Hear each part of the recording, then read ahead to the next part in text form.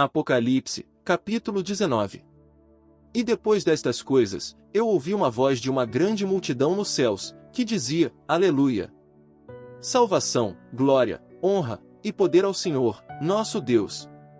Porque verdadeiros e justos são seus juízos, pois ele julgou a grande prostituta, que com sua prostituição corrompia a terra, e vingou da mão dela o sangue dos servos dele. E disseram pela segunda vez: Aleluia!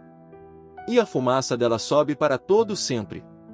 E os 24 anciãos, e os 4 animais, se prostraram, e adoraram a Deus, que estava sentado no trono, e diziam: Amém. Aleluia! E saiu uma voz do trono, dizendo: Louvai ao nosso Deus, todos vós os servos dele, e vós que o temeis, tanto pequenos como grandes.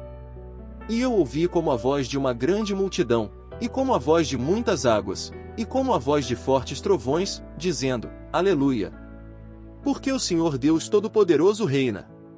Alegremos, e fiquemos muito contentes, e demos glória a Ele, pois já chegou a festa de casamento do Cordeiro, e a sua esposa já se preparou.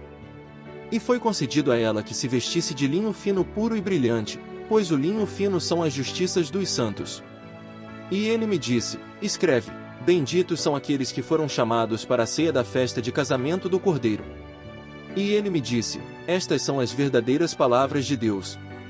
E eu me lancei aos pés dele para o adorar, mas ele me disse: Olha, não faças isso. Eu também sou companheiro de serviço teu, e de teus irmãos, que têm o testemunho de Jesus.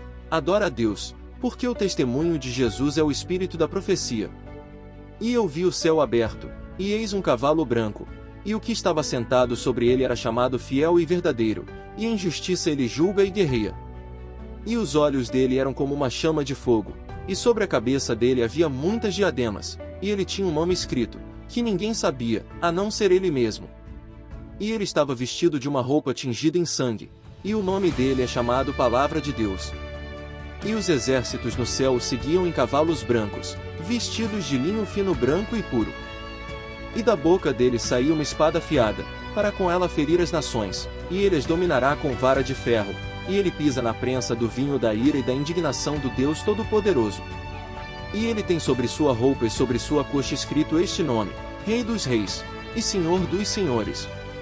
E eu vi um anjo que estava no sol, e ele clamou em alta voz, dizendo a todas as aves que voavam no meio do céu: Vinde, e ajuntai-vos para a ceia do grande Deus, para que comais a carne dos reis, e a carne dos chefes militares, e a carne dos fortes, e a carne dos cavalos e dos que se assentam sobre eles, e a carne de todos os livres e servos, e dos pequenos e dos grandes.